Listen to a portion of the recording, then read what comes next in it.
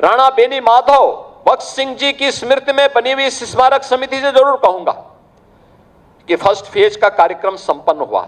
21 करोड़ का कुल इसका बजट था, लेकिन इसमें 25 करोड़ रुपए खर्च हुए, अच्छा बन गया है।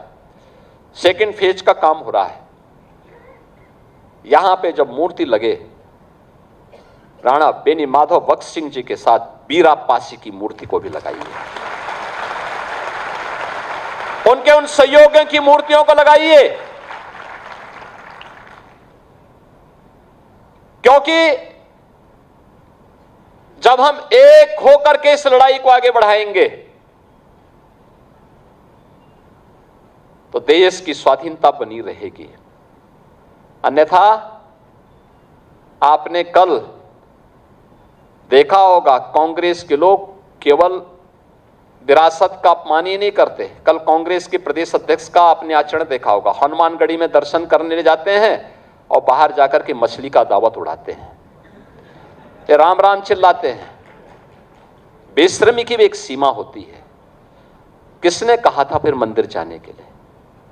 अरे जो खाना था बाहर खा लेते, अयोध्या के बाहर खा लेते, लेकिन उनके कार्यालय में यह है इनका दोहरा आचरण है। गिरगिट भी शर्मा जाता है इन लोगों के सामने, तो वो भी शर्मा जाता होगा कि मनुष्य के रूप में हमारी कौन सी ऐसी प्रजाति हो गई है कि जो वहां मंदिर में राम राम चिल्ला रहे हैं, बजरंगबली के सामने दंडवत होने का ढोंग कर रहे हैं, लेकिन बाहर जाकर के मछली की दावत उड़ा रहे हैं, मछली की दावत उड़ा रहे हैं।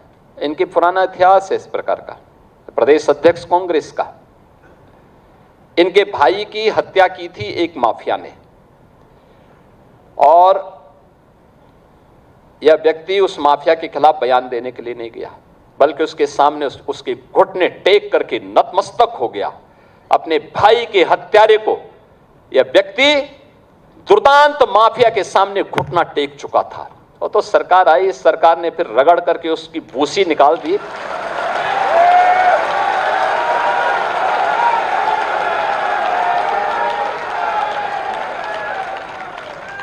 अन्यथा इन लोगों ने तो प्रदेश को माफिया प्रदेश बना दिया था, पहचान का संकट खड़ा कर दिया था।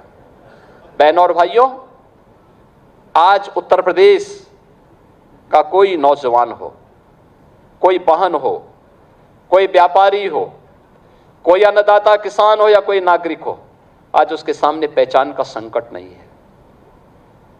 आपने देखा होगा, आज से 10 साल पहले आप कहीं जाते थे, लोग शक की निगाहों से आपको देखते थे। किसने पहचान का संकट खड़ा किया था?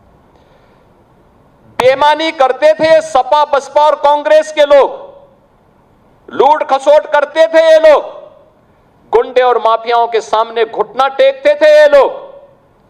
पहचान का संकट प्रदेश के सामने खड़ा किया था इन लोगों ने। और आज आप जाते होंगे, कहीं जाइए देश के अंदर, उत्तर प्रदेश का नाम एक बार आपने ले लिया हो, आपसे दूर भी है ना, 10 कदम दूर भी, तो आपके पास आकर के आपसे गले मिलना चाहता है। यह है आपकी नई पहचान।